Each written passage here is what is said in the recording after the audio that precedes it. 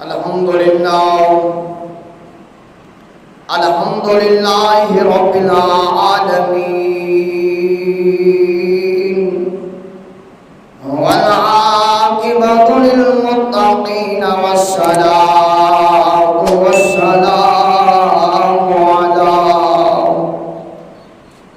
سیدنا وسندنا ومولانا وملجانا ومأوانا نبینا محمد صلی اللہ علیہ وسلم ورسوله النبي الكريم الأمين المكين الهنين الرؤوف الرحيم أما بعد فأعوذ بالله من الشيطان الرجيم بسم الله الرحمن الرحيم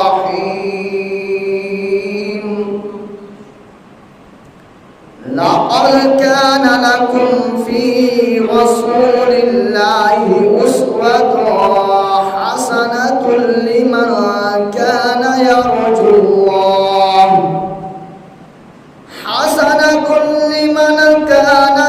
الله واليوم الآخر وذكر الله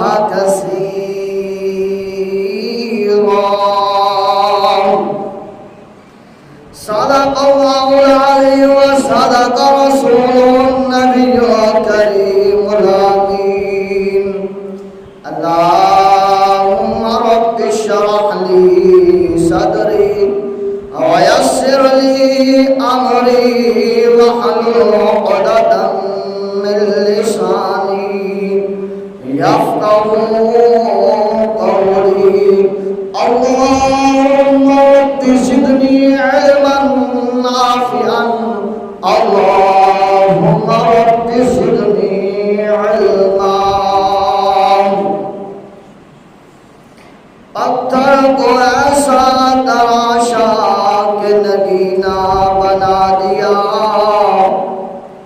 پتھر کو ایسا تراشا کہ نگینا بنا دیا میرے مصطفیٰ نے مسکرا کر دیکھا تو صحرا کو مدینہ بنا دیا پتھر کو ایسا تراشا کہ نگینا بنا دیا میرے مصطفیٰ نے صحرا کو مسکرا کر دیکھا تو مدینہ بنا دیا قربان جائے اے خدا تیری ذات پر کہ تو نے تو جہاں کے پھولوں کی خوشبو نچوڑ کر میرے نبی کا پسینہ بنا دیا کسی کو تاج سلطانی تو کسی کو بھیک در در کی کسی کو خاک کی ڈھیری تو کسی کو سنگ مرمر کی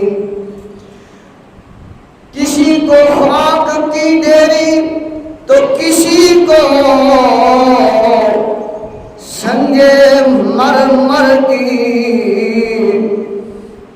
تیری مرضی چلتی ہے میرے مولا تو جسے چاہے جدھر چاہے ادھر کر دے کسی کو تاج سلطانی تو کسی کو پیک در در کی کسی کو خاک کی ڈیری تو کسی کو سنگ مرمر کی تو چاہے تو بادشاہ کو گدا کر دے سبحان اللہ اللہ چاہے تو بادشاہ جو ہے اسے فقیر بنا دے اللہ چاہے جو فقیر ہے اسے بادشاہ بنا دے اختیار میرے مالک کو یہ ساری عزتوں کا مالک میرا مالک ہے یہ عزتیں دینے والا میرا مالک ہے بلندیاں دینے والا میرا مالک ہے۔ اس لیے کہ یہ جو ہے وہ اپنے آپ پر نہ اترائیں کہ آج میرے پاس مال ہے، آج میرے اچھے کپڑے ہیں، آج میں اس عہدے پر ہوں، نہ اتراؤ، حقر نہ کرو، گمان نہ کرو، یہ تیرا نہیں ہے، نہیں ہے تیرا، بالکل نہیں ہے، جھوٹا ہے تو جھوٹ بولتے ہیں ہم، کہتے ہیں یہ بھی میرا ہے، یہ بھی ہمارا ہے، یہ بھی ہمارا ہے، فلاں گھر بھی میرا ہے، فلاں کار بھی میری ہے، فلاں جھوٹ ہے۔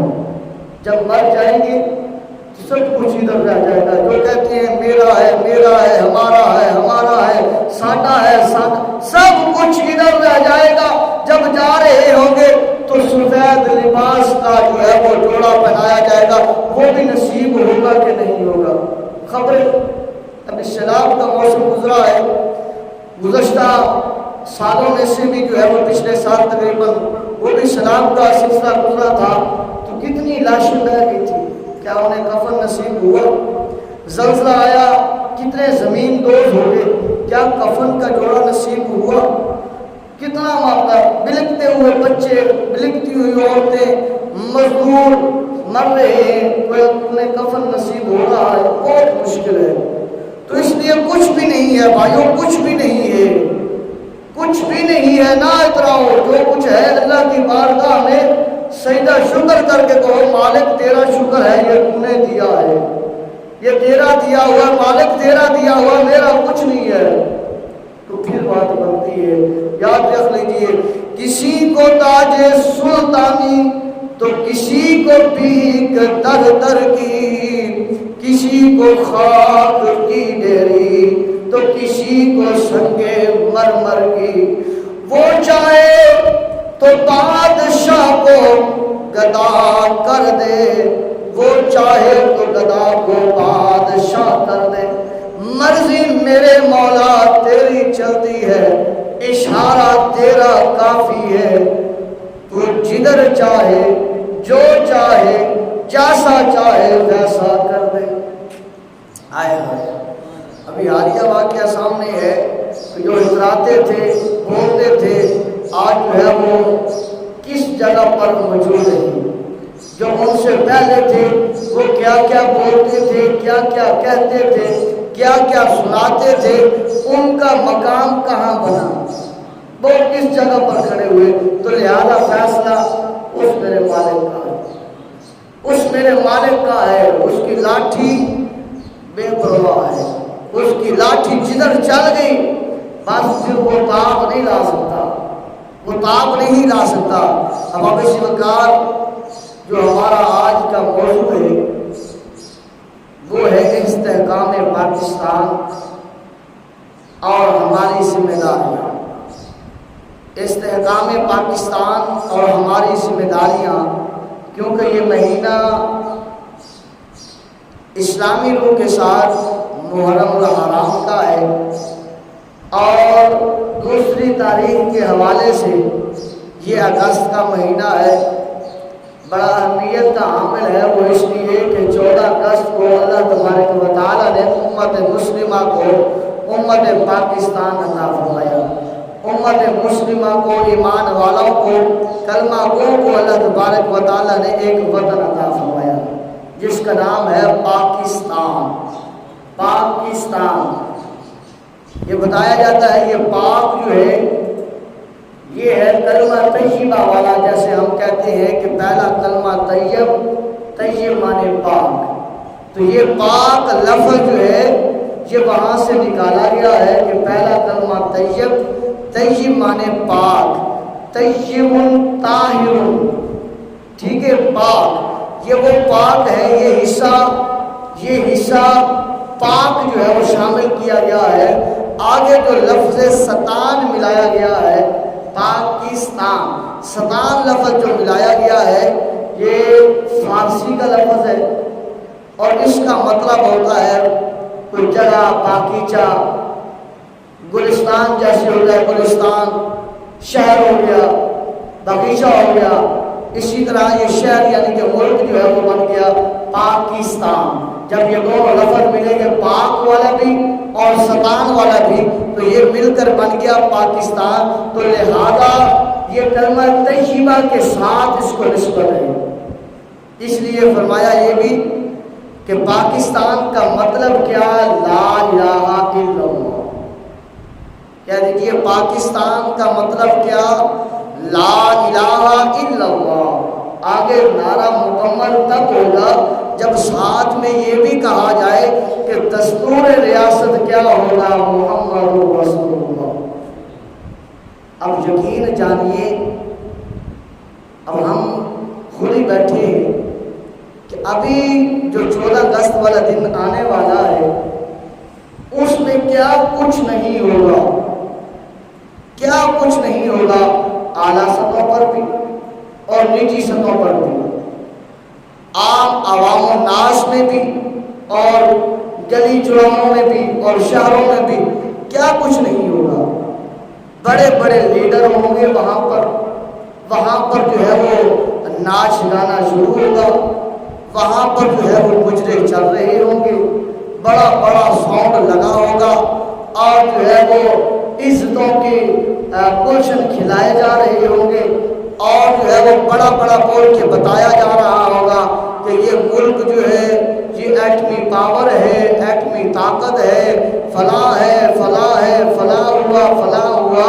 وہاں پر تمہیں یہ کہتے ہوئے سنائی دینا بہت مشکل ہے، بہت مشکل ہے کہ وہاں پر بتایا جا رہا ہوگا کہ نظریہ پاکستان کیا تھا، پاکستان بنانے کا مقصد کیا تھا۔ جب ہندو اور مسلمان آپس میں مل کے رہ رہے تھے، اس وقت بھی زندگی گزر رہی تھی، تو ایک الگ جو ملک بنایا پاکستان، اس کا مقصد کیا تھا؟ یہ جو ہے وہ سننے کو بہت مشکل ملے گا، اور یہ بھی سننے کو بہت مشکل ملے گا کہ پاکستان کا مطلب کیا؟ لا الہ الا اللہ۔ اور اس نعرے کو ساتھ جو ہے وہ حکمران یا وہ بادشاہ مکمل کرتا ہوا دکھائی دے یا کرواتا ہوا سنائی دے کہ دستور ریاست کیا ہوگا؟ محمد رسول اللہ۔ بہت مشکل ہے، حالانکہ ہونا تو یہی چاہیے تھا کہ جس طرح نام اعلیٰ ہے پاکستان، کلمہ طیبہ پاک ستان گلشن شہر، اور ساتھ اس کی نسبت جو ہے مدینہ طیبہ کے ساتھ بھی ملتی ہے، مدینہ طیبہ کے ساتھ بھی اس کی نسبت ملتی ہے۔ وہ کیسے کہ مدینہ طیبہ، اس میں طیبہ استعمال ہو رہا ہے عربی میں، یہاں پر اس کا مطلب استعمال ہو رہا ہے پاک کی صورت میں۔ وہاں طیبہ پاک ہے، یہاں پاک جو ہے وہ اس کا مطلب ہے۔ وہاں مدینہ شہر ہے، یہاں فارسی میں جو ستان استعمال ہوا ہے وہ شہر ہے۔ مدینہ طیبہ پاک شہر، پاکستان پاک شہر، پاک ملک۔ کس قدر پیاری نسبت ہے اور کس قدر جو ہے اس کو اللہ تبارک و تعالیٰ نے نعمت کے طور پر ہمیں عطا فرمایا ہے، اور ہم ہیں کہ اللہ تبارک و تعالیٰ کی عطا کردہ نعمت کا شکر ادا نہیں کرتے۔ جو صحیح معنوں میں شکر ادا کرنے کا حق بنتا ہے کہ آج ہر بندہ جو ہے اپنے آپ کو پاکستانی تو کہہ لیتا ہے، پر پاکستانی بن کے دکھانا کو بہت مشکل ہو جاتا ہے۔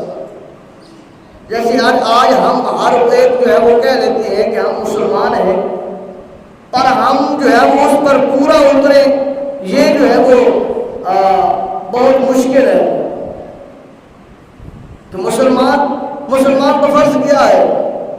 کلمہ پڑھنے کے بعد دار اسلام میں داخل ہونے کے بعد سب سے زیادہ فرض جو بتایا گیا ہے وہ نماز ہے۔ تو ہم سارے مسلمان ہیں، پر نماز کے وقت جب اللہ اکبر کی صدا بلند ہوتی ہے، جب نماز کے لیے بلایا جاتا ہے تو اس وقت ہم کہاں ہوتے ہیں؟ اس وقت ہم کدھر ہوتے ہیں؟ جس جگہ پر ہو کیا ہم نماز پڑھنے کے لیے وہاں اللہ کے گھر پہنچتے نہیں؟ بہت مشکل ہے، بہت مشکل ہے۔ اس وقت ہم کہتے ہیں نہیں دکان بند کر کے آئیں گے تو وہ گاہک جو ہے وہ خراب ہو جائیں گے، گاہک آگے چلے جائیں گے۔ اگر ہم جو ہے وہ کھیت چھوڑ کر آئیں گے کھیت جو ہے وہ خراب ہو جائے گا، اگر ہم ڈنگروں کو چھوڑ کے آئیں گے تو یہ ہو جائے گا۔ سونا بھی تو ہے، باقی معاملات بھی تو کرنے ہیں۔ اس وقت کیا ہوتا ہے بھائی، جو روزی ہے جو رزق ہے اس مالک کریم نے لکھا ہے وہ ہر صورت میں ملنا ہے، صرف اور صرف اس دل کو صاف کر لیں، اس دل کو صاف کر لیں۔ اس لیے پاکستانی ہر بندہ کہتا ہے کہ میں پاکستانی ہوں، بچہ کہتا ہے، لیکن پاکستانی بن کے جو ہے وہ دکھانا بہت مشکل ہوتا ہے۔ تو پاکستانی کیسے بن کے دکھائے گا کہ کلمے کی بنیاد پر جو پاکستان بنا ہے تو دستور ریاست جو ہونا چاہیے وہ محمد رسول اللہ صلی اللہ علیہ وسلم والا آئین ہونا چاہیے۔ اس وقت اگر داڑھی کی بات آئے تو داڑھی کا ڈیزائن جو ہے وہ بنانے والے ہمارے ہی نوجوان نظر آتے ہیں، ہمارے ہی بیٹے، ہمارے ہی بھائی، ہمارے ہی بھتیجے، ہمارے ہی نواسے نظر آتے ہیں، اور پھر ہم دیکھ کر خوش ہو کر ساتھ یہ بھی بتا رہے ہوتے ہیں ہاں یہ تو فلاں ہیرو کا ہے، ہاں یہ تو فلاں کھلاڑی کا ہے، ہاں یہ تو فلاں کا آئیڈیل ہے۔ کیا اس وقت اسے شرم دلانی تھی یا کہ اس کی عزت و افزائی کروانی تھی کہ یہ تو فلاں کا ہے فلاں کا ہے؟ تو دوستو آج جو ہے بڑے افسوس سے کہنا یہی پڑ رہا ہے کہ 75 سے 76 سال بیت گئے ملک پاکستان کو بنے ہوئے، پر اس میں جو ہے وہ دستور ریاست جو ہے آقا کریم صلی اللہ علیہ وآلہ وسلم والا نافذ نہ ہو سکا۔ آج سارے جتنے وزراء آتے رہے ہیں جاتے رہے ہیں، بڑے بڑے عہدوں والے آتے رہے ہیں جاتے رہے ہیں، تو لبادہ تو انہوں نے اسلام کا ہی تھا ان کا، باقی اندر کا جو معاملہ تھا تو وہ تو اللہ ہی بہتر جانتا ہے کیا تھا۔ لیکن 76 سالوں میں جتنے آئے ہیں بظاہر تو کلمہ پڑھنے والے تھے، بظاہر تو اسلامی ریاست کا نام لینے والے تھے، بظاہر تو پاکستان کی ترجمانی کرنے والے تھے، حقیقتاً میں دل سے جو ہے وہ اس کے اہل نہیں تھے، دل سے انہوں نے وہ کام نہیں کیا جس کے لیے انہیں چنا گیا تھا۔ کوئی پارٹی کا ہو، کوئی ہو، کسی جماعت کا ہو، کسی معاملات کا ہو، ہم کسی ایک کو نہیں لیتے، ہم ساروں کے لیے یہی کہتے ہیں کہ 75 سال بیت گئے، جتنے آتے رہے ہیں جتنے جاتے رہے ہیں، بظاہر انہوں نے اسلام والا نام رکھا ہے، اسلام والا لیبل تھا ان کا، اسلام والی بات تھی، لیکن انہوں نے اسلام نافذ نہیں کیا۔ کیا وجہ؟ اور پھر ہم گلی میں چوکوں میں چوراہوں میں ان کا نعرہ بھی لگاتے ہیں، ان کی محبت میں جو ہے آگے والے کے گربان کو پکڑنے کے لیے بھی جو ہے وہ لبک پڑتے ہیں، آگے والے کے ساتھ لڑنا بھی شروع کر دیتے ہیں، نہیں ہمارا لیڈر ایسا ہے، ہمارا لیڈر ایسا ہے۔ پر پتہ کیوں نہیں کہ یہ لیڈر کیا ہے؟ تم دیکھیں صدارت کو دیکھیں، جو امام الانبیاء صلی اللہ علیہ وسلم کی ذات کو دیکھیے، اور جس مقصد کے لیے یہ ملک پاکستان بنا ہے اس کو دیکھیے، معائنہ کیجئے کہ مطلب ہے پاکستان کا لا الہ الا اللہ، دستور ریاست جو ہے محمد رسول اللہ، یعنی کہ اس کا آئین جو ہے وہ امام الانبیاء صلی اللہ علیہ وسلم والا ہونا چاہیے۔ کیا نظر آتا ہے؟ استحکام پاکستان۔ اگر پاکستان میں استحکام دیکھنا چاہتے ہو، اگر پاکستان کو بلند مقام تک پہنچانا چاہتے ہو تو یاد رکھ لیجئے ہم حب الوطنی والے ہیں، ایمان بھی رکھتے ہیں، اور جو ہے وہ ملک پاکستان پر جان بھی نچھاور کرنے کے لیے ہم اب تیار رہتے ہیں۔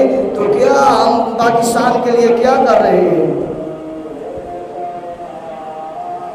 کچھ بھی نہیں۔ اگر ہم اپنے آپ کو جھنجھوڑے تو کچھ بھی نظر نہیں آتا کہ ہم نے کیا کیا ہے۔ ہاں یہ بھی سچ ہے کہ صرف اور صرف حکمرانوں والی بات نہیں، بلکہ ہمارے اندر بھی بہت سی خامیاں ہیں، بہت سی کمیاں کچیاں ہیں، جس کی وجہ سے جو ہے ملک پاکستان میں ترقی نہیں، ملک پاکستان میں آئین کی بالادستی نہیں، ملک پاکستان میں جو ہے وہ دستور نہیں، وہ آئین نہیں جو ہونا چاہیے۔ کیوں؟ کیونکہ ہمارے اندر خامی ہے، ہمارے اندر خامی ہے۔ تو استحکام پاکستان کے لیے اپنے آپ کو تیار کریں، کیونکہ ملک پاکستان وہ اس طرح ہے کہ جس طرح ہم اپنے گھر میں رہ رہے ہیں، جس طرح ہمیں اپنے گھر کی ذمہ داری اچھی لگتی ہے، ہم اپنے گھر کی ذمہ داری کو جو ہے احسن طریقے کے ساتھ نبھاتے ہیں، اس کے بارے میں سوچتے ہیں، توقع کرتے ہیں، کوشش کرتے ہیں کہ ہمارا گھر اچھا سے اچھا بن جائے، ہم گھر کے لیے کما لیں اور کچھ بچوں کے لیے مستقبل بن جائے۔ تو اسی طرح جس طرح ہم اپنے گھر میں رہ کر اپنے گھر کے لیے سوچتے ہیں، پاکستان میں رہ کر پاکستان کے لیے بھی اسی طرح سوچنا چاہیے کہ یہ وطن ملا ہے تو ہم آج اللہ تبارک و تعالیٰ کے گھر میں بیٹھ کر آزادی کے ساتھ اللہ اور اس کے رسول کا نام لے رہے ہیں۔ آج آزادی کے ساتھ ہم اللہ کے گھر میں بیٹھ کر اللہ اور اس کے رسول کا ذکر کر رہے ہیں، ہم اللہ کے گھر میں آ کر اللہ اور اس کے رسول کا فرمان سن رہے ہیں۔ یہ وطن ہے تو ہم ہیں، یہ وطن نہ ہو تو ہم کہاں ہوتے، ہمیں کہاں یہ نصیب ہوتا۔ تو استحکام پاکستان میں ہماری ذمہ داری یہی بنتی ہے کہ جس طرح ہم اپنے گھر کو سنوارتے ہیں، اسی طرح ملک پاکستان کو سنوارنے میں اہم کردار ادا کریں۔ کیسے؟ جب ہم گھر میں دیکھتے ہیں کہ بندہ جو ہے وہ خود بوڑھا ہو رہا ہے تو وہ ادھر ادھر دیکھتا ہے کہ اس کی اولاد میں سے کون سا اس کا بیٹا عاقل ہے جو اس پورے گھر کو لے کر آگے چلے۔ ہم تسلی کرتے ہیں، اپنے رشتہ دار جو قریبی ہیں ان کو بلا کر پوچھتے ہیں کہ یار بتا، میں اپنے گھر کی ذمہ داری فلاں بیٹے کو سونپنا چاہتا ہوں، کیا تیری کیا رائے ہے؟ کیا وہ جو ہے وہ میرے پاس یا میری موجودگی ہے، کیونکہ میں بوڑھا ہو چکا ہوں، میرے پاس اب وہ طاقت نہیں ہے کام کاج کرنے کی، تو کیا وہ میرا بیٹا گھر کو سنبھال لے گا؟ تو ہم مشورہ کرتے ہیں، وہ بتاتے ہیں ہاں یہ بندہ، یہ بچہ تیرا اس اہل ہے کہ تیرے گھر کا خرچہ اٹھا لے گا، اپنے بھائیوں کے ساتھ اچھا تعلق رکھے گا، اپنی بہنوں کے ساتھ اچھا تعلق رکھے گا، تیرے ساتھ اچھا تعلق رکھے گا، تیری بیوی کے ساتھ اچھا تعلق رکھے گا، تیرے بھائیوں کے ساتھ اچھا تعلق رکھے گا، تیری بہنوں کے ساتھ یعنی اپنی پھوپھیوں کے ساتھ یہ بچہ اچھا تعلق رکھے گا۔ تو ہم کہتے ہیں، نومینیٹ کر دیتے ہیں کہ بھائی میرا فلاں بھی بیٹا ہے، یہ بھی میرا بیٹا ہے، یہ بھی میرا بیٹا ہے، یہ بھی میرا خون ہے، یہ بھی میرا خون ہے، پر ان میں سے جو میرے اعتماد کے قابل ہے، جو میرا لجپال ہے، جو میری عزت رکھنے والا ہے، جو میرا خیال رکھنے والا ہوگا، جو برادری کے سامنے میری پگ کو روندنے والا نہیں ہوگا، وہ میرا فلاں بیٹا ہوگا۔ کل کو کوئی مسئلہ ہو، میرے جانے بعد کوئی لینا دینا ہو، تاپیس سے کرنا ہے، میری موجودگی میں اگر کچھ لینا دینا ہے تو میں اپنے بیٹے کو نومینیٹ کرتا ہوں، اس کو لینا دینا ہے۔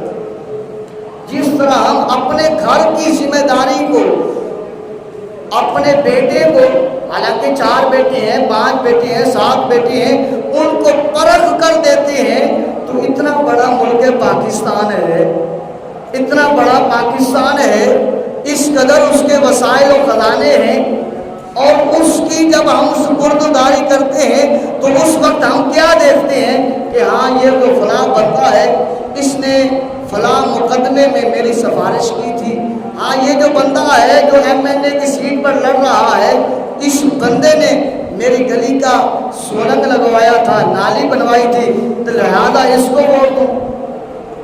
تو یہ سوچ اب ملک پاکستان کے لیے کیسے بگڑ گئی؟ اپنے گھر کے لیے تو بڑا مشورہ کیا، اپنے گھر کے لیے تو دن رات سوچتا رہا کہ میرے گھر کو سنبھالنے والا میرا ان 7 بیٹوں میں سے کون سا بیٹا ہے، ان 4 بیٹوں میں سے کون سا بیٹا ہے، اپنے خون کے لیے تو بڑی توقع کرتا رہا ہے۔ جب ووٹ کی ذمہ داری آئی ہے، جب بیعت کرنے کی ذمہ داری آئی ہے، اس وقت دیکھا ہی نہیں ہے، سوچا ہی نہیں ہے بس اس نے فلاں جگہ پر مجھے چائے پلا دی تھی، اس نے فلاں جگہ پر میری گاڑی میں پیٹرول ڈلوا دیا تھا، اس نے جو ہے وہ میری گلی کا سولنگ یا نالی بنوا دی تھی، اس نے فلاں جگہ پہ میری اہمیت کر دی تھی، تو لہذا اس کو ووٹ دے دوں، یہ بھی غلط ہے۔ تو لہذا جس کو ووٹ دیں وہ بھی پرکھیں، دیکھیں کیا وہ عائل ہے، کیا وہ امانت دار ہے، دیانت دار ہے، تو پھر اسے ووٹ دیں، نہیں تو نہ دیں۔ کوئی نہیں، ایک ووٹ کی خاطر جو ہے وہ اگلا بندہ رک نہیں جائے گا، لیکن آپ تو اس کی برائی میں شامل نہیں ہوگے نا، آپ تو اس کے برے میں حمایت نہیں کرو گے۔ محرم کا مہینہ بھی چل رہا ہے، کربلا کی زمین پر امام حسین جو گئے تھے ان کا مقصد کیا تھا؟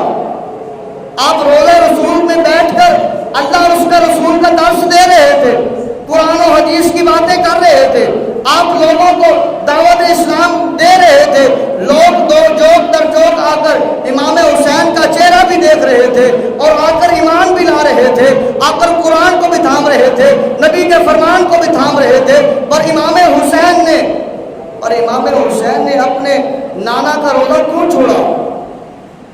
مدینہ طیبہ کو کیوں چھوڑا؟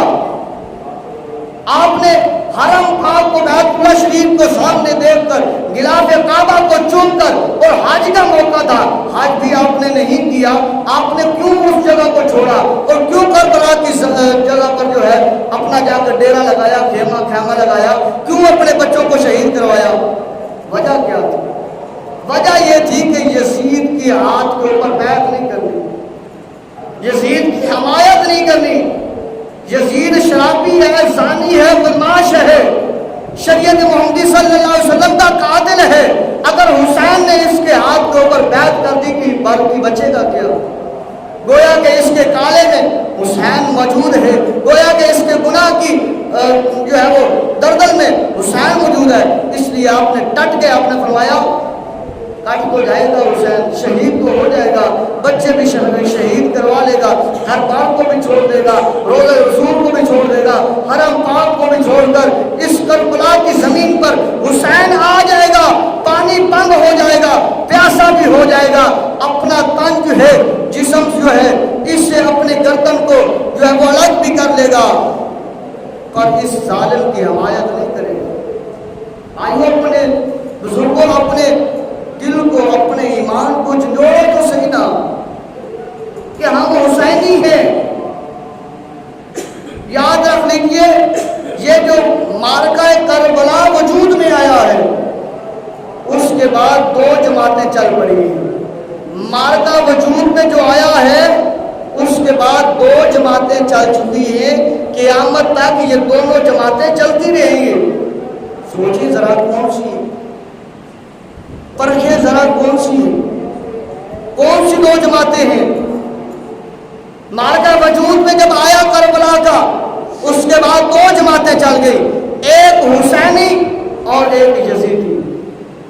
ایک حسینی جماعت چل گئی ہے اور ایک یزیدی جماعت چل گئی معرکہ کربلا کے بعد، اور یہ جاری و ساری ہے۔ دیکھنا یہ ہے، پرکھنا یہ ہے، سوچنا یہ ہے، اور اس میں معاملات کو دیکھنا یہ ہے کہ کیا ہم حسینی لشکر میں ہیں یا یزیدی لشکر میں ہیں۔ فیصلہ میرا نہیں ہے، فیصلہ تیرا نہیں ہے، فیصلہ کسی اور کا نہیں ہے، بلکہ فیصلہ اپنے دل کا ہے۔ یہ بھی نہیں کہہ دینا باہر جا کر کہ قاری صاحب نے آج تو سخت لہجے میں بات کر دی ہے۔ سبھی کے لیے کر رہا ہوں، اپنے آپ کے لیے بھی کر رہا ہوں، کسی ایک کو نہیں، کسی ایک کے جماعت والے کو نہیں، سبھی کے لیے، کہ یہ جو دو معرکے وجود میں آ گئے، معرکہ کربلا میں حسینی اور یزیدی، اور پرکھنا یہ ہے خود کو جو ہے وہ اس پرکھ میں جو ہے وہ رکھیں، اس پاڑے میں رکھیں کہ یزیدی لشکر میں ہیں ہم یا حسینی لشکر میں ہیں۔ اب یزیدی لشکر کون سا ہے، حسینی لشکر کون سا ہے، بتا دیا ہے اسلام نے، بتا دیا ہے حضرت امام علی مقام حضرت امام حسین نے۔ کربلا کی زمین پر علی اکبر کو بھی شہید کروا کر، علی اصغر کو بھی شہید کروا کر، اور جو ہے وہ عباس بن علی کو بھی شہید کروا کر، ابو بکر بن علی کو بھی شہید کروا کر، عثمان بن علی کو بھی، عمر بن علی کو بھی شہید کروا کر، اور قاسم کو بھی شہید کروا کے بتا دیا ہے امام علی مقام حضرت امام حسین نے یہ سارے شہید کروا کر دین اسلام کو بقا عطا فرمائی ہے، اور یہ ظالم کی حمایت نہیں کی، ظالم کے سامنے جھکا نہیں ہوں، ظالم کے سامنے جو ہے بکا نہیں ہوں، ظالم کے سامنے جو ہے رکا نہیں ہوں، اپنے اسلام کا سودا نہیں کیا، دین اسلام کو تقویت عطا کی ہے، ظالم کے ساتھ نہیں کھڑا ہوا بلکہ مظلوم کے ساتھ کھڑا ہوا ہو۔ فرمایا یاد رکھ لو قیامت تک یہ دونوں لشکر جو جاری ہیں، ایک حسینی لشکر ہے، ایک یزیدی لشکر ہے۔ اگر اپنے آپ کو دیکھنا چاہتے ہو،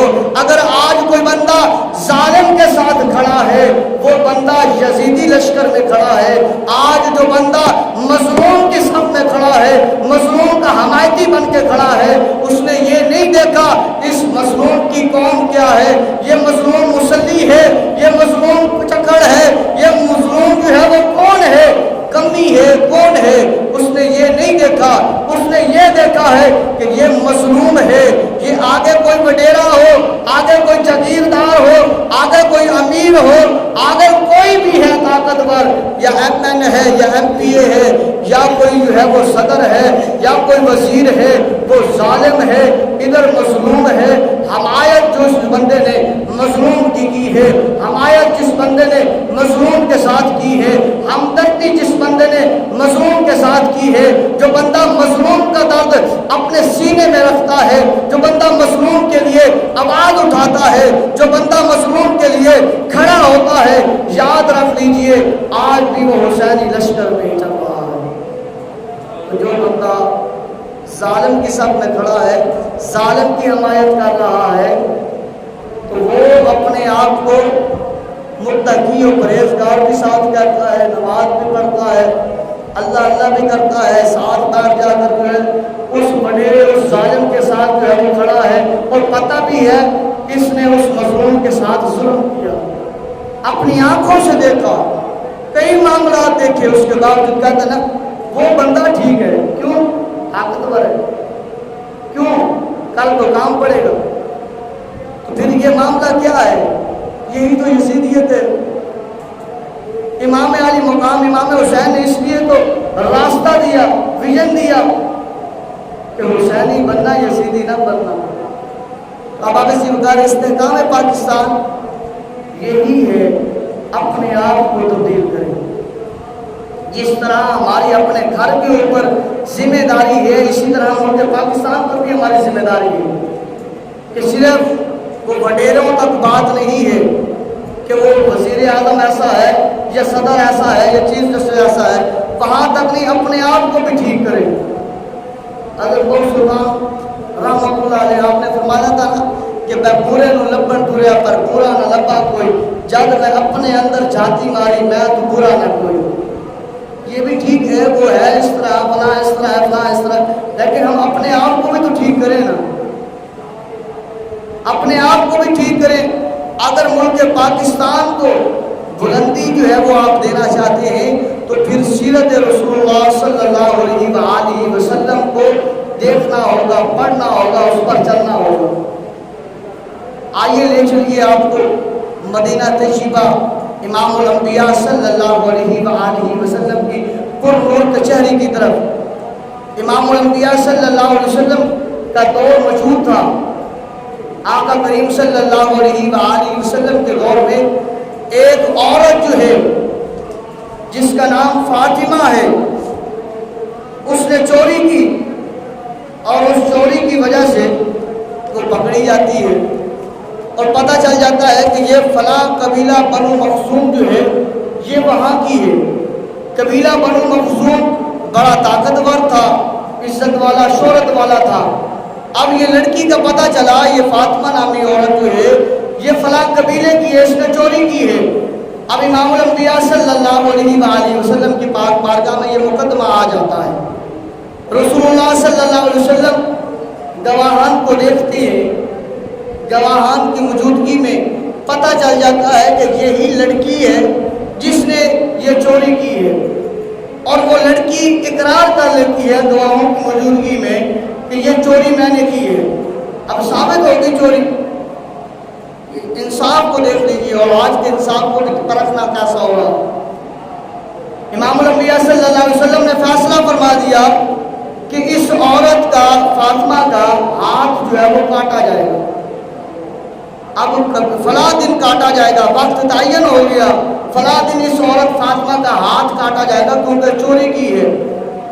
इधर कबीले वाले जो है वो भागे दौड़े, जिस तरह आज किसी पर हो जाए तो वो देखता है, टेलीफोन करता है, और पहले से ही जो है वो बदमाशी करने से पहले ही कह देता है फला जो है वो मेरे बाप का दोस्त है, फला जो है वो मेरा मामू है, फला जो है वो मेरा फला है, और फिर बदमाशी करता है।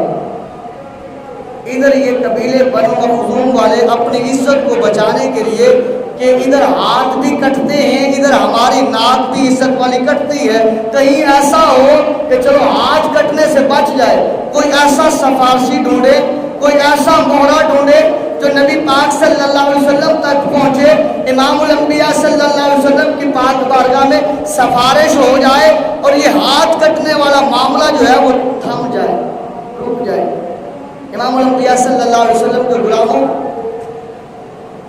अब उन्होंने देखा, अपनी नज़र को दौड़ाया, और उन्हें नज़र में आया हज़रत उसामा बिन ज़ैद रज़ियल्लाहु ताला अन्हु।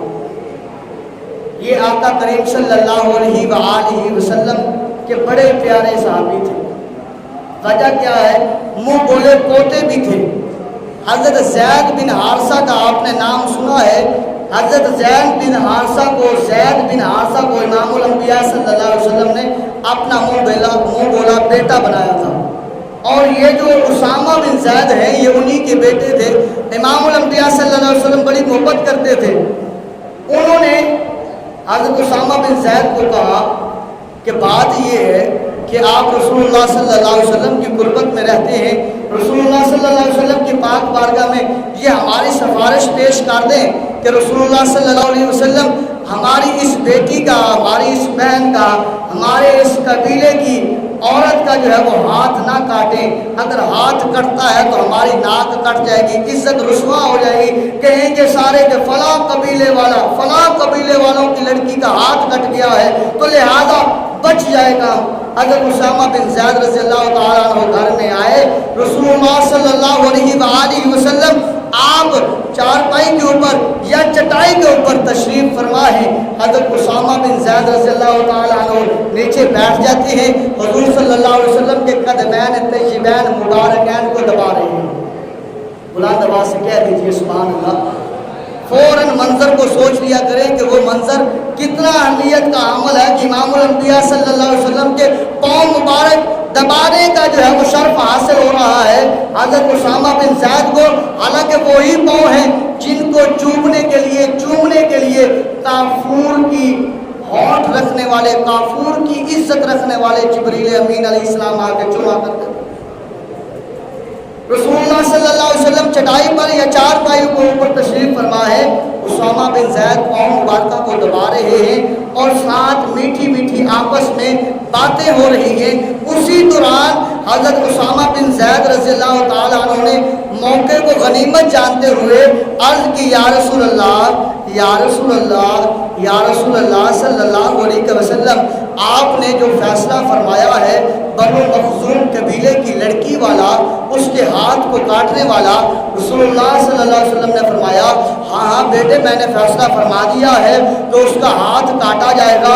गवाहों की मौजूदगी में वो जो है वो उस गुनाह की मुर्तकब हुई है, उसने मान भी लिया है, इकरार भी कर लिया है, तो ये तो होगा। अर्ज़ की, या रसूलुल्लाह सल्लल्लाहु अलैहि वसल्लम, वो अमीर हैं, वो कवी है, वो ताकतवर है, वो बड़ा आला कबीला है, वो बड़ी इज्जत वाला कबीला है, बड़े माल वाला है, बड़ी शोहरत वाला है, या रसूलुल्लाह इसमें कुछ रियायत मिल जाए, या रसूलुल्लाह कुछ जो है फ़कीरों में, गरीबों में, अमीरों में कुछ जो है वो फ़र्क हो जाए। रसूलुल्लाह सल्लल्लाहु अलैहि वसल्लम आप जलाल में आ गए, आप आराम फरमा दे। اٹھ پڑے اور آپ نے فرمایا چاہو جلال میں آپ نے فرمایا تشفع فی حد من حدود اللہ. آپ جلال نے فرمایا, آپ نے ویسے جو ڈانٹا وہ الگ ہے, آپ نے فرمایا تشفع فی حد من حدود اللہ, کیا اللہ کی حدود میں سفارش کرتے ہو, اللہ کی حدود میں سفارش کرتے ہو. اور سمجھایا, بتایا. پھر بات یہاں پر نہیں ختم کی, یہ گھر کا واقعہ ہو رہا ہے. رسول اللہ صلی اللہ علیہ وسلم نے ساتھ لیا اپنے پوتے کو, منہ بولے پوتے کو, اسامہ بن زید کو ساتھ لے کر مسجد نبوی میں تشریف لے کر آئے, اور جو ہے وہ فرمایا صحابہ جلدی جمع ہو جاؤ. صحابہ کا جرمٹ جو ہے وہ جمع ہو جاتا ہے. امام الانبیاء صلی اللہ علیہ وسلم کے ماننے والوں سن لو, سن لو. رسول اللہ صلی اللہ علیہ وسلم نے صحابہ کو جمع فرما کر اپنے پوتے کو ساتھ لیا منہ بولے کو, اور فرمایا صحابہ صحابہ صحابہ سن لو, تشفعوا فی احد من حدود اللہ, تم سفارشیں تیار کرتے ہو اللہ تبارک و تعالیٰ کی حدود میں جس کی سزا اللہ تبارک و تعالیٰ نے تعین کی ہے. اور فرمایا پھر اللہ تبارک و تعالیٰ نے کہ پیارے محبوب صلی اللہ علیہ وسلم نے صحابہ تم جانتے ہو پہلی قوموں کے اوپر عذاب کیوں آیا تھا, پہلی قوموں تباہ و برباد کیوں ہوئی ہے, کیا تمہیں خبر ہے؟ صحابہ عرض کرتے ہیں واللہ اعلم ورسول, اللہ اور اس کے رسول بہتر جانتے ہیں. رسول اللہ صلی اللہ علیہ وسلم نے جہو جلال نے فرمایا کہ صحابہ پھر سن لو, انما حالک من کان قبلکم, سن لو جو پہلی قومیں جو تباہ ہوئی ہیں وہ اسی وجہ سے ہوئی ہیں کہ انہوں نے امن کو جو ہے وہ بیچ رکھا تھا. امیروں کے لیے اور قانون تھا, غریبوں کے لیے اور تھا, اپنے رشتہ داروں کے لیے اور تھا, اپنے سے دور دشمنوں کے لیے اور تھا, اپنوں کے لیے اور تھا, دوسروں کے لیے اور تھا. یہ ان کا جو ہے وہ وتیرہ تھا. جیسے جو قومیں عدل سے منہ پھیر لیتی ہیں, عدل سے ہٹ جاتی ہیں, عدل کو جو ہے وہ پیٹ کر لیتی ہیں, امام الانبیاء صلی اللہ علیہ وسلم نے فرمایا اے صحابہ یاد رکھ لو وہ قومیں جو ہے وہ تباہ و برباد ہو جاتی ہیں جو ملک عدل کو چھوڑ دیتے ہیں, جو عدل سے منہ موڑ لیتے ہیں. امام الانبیاء صلی اللہ علیہ وسلم نے فرمایا وہ تباہ ہو جاتے ہیں. یہ سیرت ہے. آج آپ خود ہی دیکھ لیں دائیں بائیں, دائیں بائیں آپ خود ہی دیکھ لیں کہ کون کون کس راستے پر ہے. امام الانبیاء صلی اللہ علیہ وسلم نے فرما دیا ہے, اور جو میں نے آیت کریمہ پڑھی ہے لقد کان لکم فی رسول اللہ اسوۃ حسنۃ لمن کان یرجو اللہ والیوم الآخر وذکر اللہ کثیرا. اس کا ترجمہ یہ ہے کہ حقیقت یہ ہے کہ تمہارے لیے رسول اللہ صلی اللہ علیہ وسلم کی ذات میں ایک بہترین نمونہ ہے, اور ہر اس شخص کے لیے جو اللہ سے اور یوم آخرت سے امید رکھتا ہو اور کثرت سے اللہ کا ذکر کرتا ہو. اس سے پتہ یہ چلتا ہے کہ محبوب علیہ الصلوۃ والسلام کی زندگی جو بہترین نمونہ ہے. اگر آج بھی ملک پاکستان کے حکمران یا ملک پاکستان میں رہنے والے ہم جیسی عوام امام الانبیاء صلی اللہ علیہ وسلم کی سیرت پر اپنے آپ کو ڈھال لیتی ہے, اس مطابق چلاتی ہے, تو پھر استحکام پاکستان ہوگا. یہی ہماری ذمہ داری ہے, یہی ہماری ذمہ داری ہے. امام الانبیاء صلی اللہ علیہ وسلم. ایک اور واقعہ, بس ٹائم تھوڑا سا اوپر ہو جائے گا, سن لیجئے کہ حضرت عمر بن عبدالعزیز رضی اللہ تعالیٰ عنہ کا دور خلافت ہے. آپ کا دور خلافت ہے, آپ نے جو ہے حاکم مقرر کیا. یہ کتاب جو ہے کتاب الاموال مصنف ہیں اس کے 3ری صدی میں امام ابو عبید قاسم بن اسلام رضی اللہ تعالیٰ عنہ انہوں نے لکھی ہے. آپ اس کتاب میں لکھتے ہیں کہ حضرت عمر بن عبدالعزیز جو خلیفہ تھے انہوں نے اپنا جو ہے وہ دارالخلافت دمشق میں بنایا ہوا تھا, تو ساتھ عراق کے علاقے میں جو انہوں نے گورنر بھیجا تھا اس گورنر نے کارکردگی بھیجی. اس نے ایک خط بھیجا عمر بن عبدالعزیز کو کہ اے امیر المؤمنین, جو ہمارا سالانہ مال تھا جو ہم نے ملک کا جو ہم نے اس علاقے کا اکٹھا کیا ہے اس سے ہم نے سارے اخراجات بھی پورے کر لیے ہیں, باقی اتنا مال بچ گیا ہے, آپ حکم فرمائیں اس مال کا ہم نے کیا کرنا ہے. بات کو شارٹ کر رہا ہوں. گورنر عراق کا ہے جس کا نام ہے عبدالحمید, جو اس وقت کا امیر المؤمنین ہے وہ عمر بن عبدالعزیز ہے. ان کے پاس گورنر جو ہے وہ خط بھیج رہا ہے, امیر المؤمنین جو اخراجات, جو ٹیکس, جو زکوٰۃ ہم نے اکٹھی کی ہے, جو ہم نے وصول کیا ہے مال, اس سے ہم نے سارے سال کے اخراجات کو بھی پورا کر لیا ہے, باقی جو مال بچ گیا ہے اس کا کیا کریں. امیر المؤمنین نے خط واپس لکھا, آپ نے خط لکھا, آپ نے فرمایا کہ اس طرح کرو, وہاں علاقے کا سروے کرو, جو لوگ مقروض ہیں, جو لوگ قرض دار ہیں, ان کا جو ہے وہ قرض بیت المال سے ادا کر دیا جائے.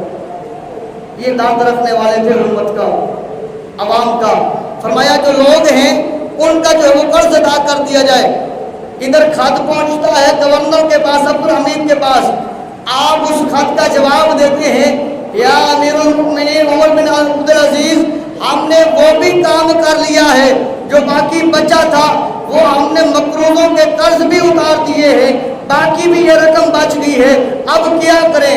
امیر المؤمنین نے پھر دوسرا خط لکھا, آپ نے فرمایا ایسا کریں, جو لڑکے, جو لڑکیاں گھروں میں جوان بیٹھی ہیں, ان کے رشتوں کا معاملہ ہے, ان کے پاس اتنا جو ہے وہ مال نہیں ہے کہ ان کی شادیاں ہو سکے, لہذا ان کے رشتے کروائے جائیں بیت المال سے.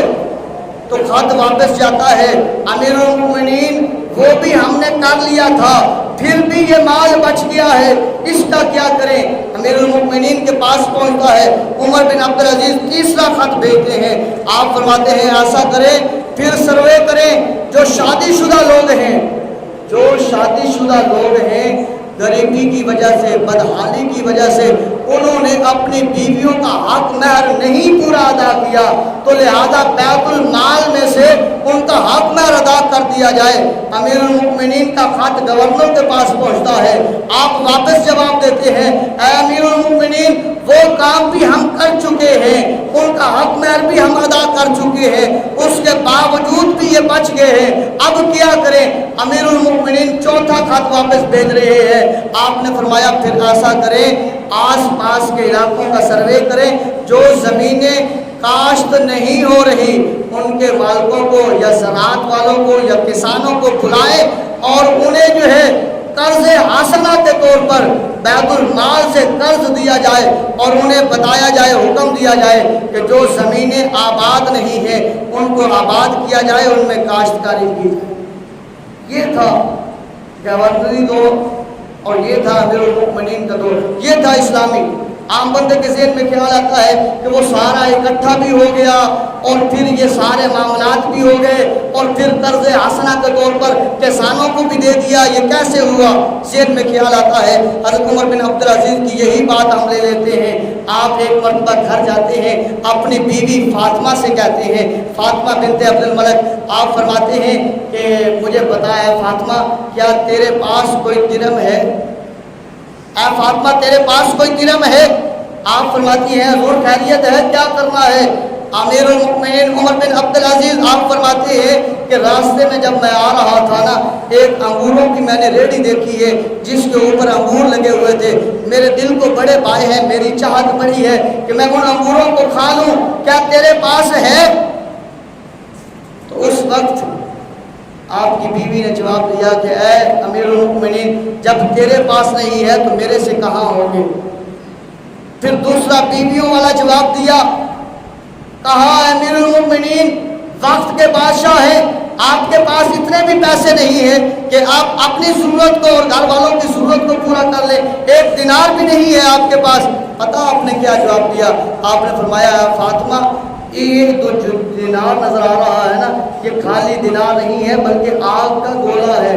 میں اسے آگ کا گولا سمجھتا ہوں, کہیں کل ایسا نہ ہو کل قیامت کے دن اللہ کی بارگاہ میں میرے سے اسی دینار کا یا اسی درہم کا جو ہے وہ پوچھا جائے اور میں جواب نہ دے سکوں. جب حکمران ایسا ہوتا ہے پھر آگے جو گورنر ہوتے ہیں وہ بھی ایسے ہوتے ہیں، پھر آگے جو عوام ہوتی ہے وہ بھی ایسی ہوتی ہے کہ اگر کوئی ماں کہتی ہے بیٹی کو کہ بیٹی کوئی دیکھ نہیں رہا دودھ میں پانی ڈال دے، تو پھر اس وقت بیٹی بھی یہی کہتی ہے ماں اگر وقت کا امیر المؤمنین عمر بن خطاب نہیں نہ دیکھ رہا رات کے اس اندھیرے میں، وہ خدا دیکھ رہا ہے، وہ خدا دیکھ رہا ہے۔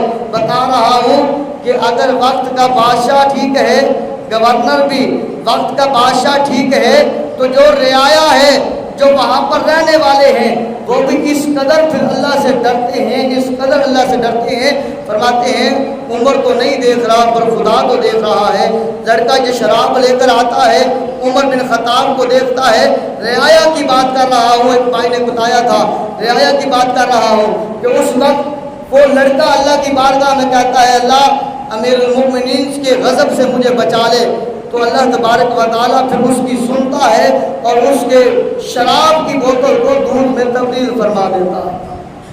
یہ ہے سارے معاملات کا ایک چکر ہے، سرکل ہے۔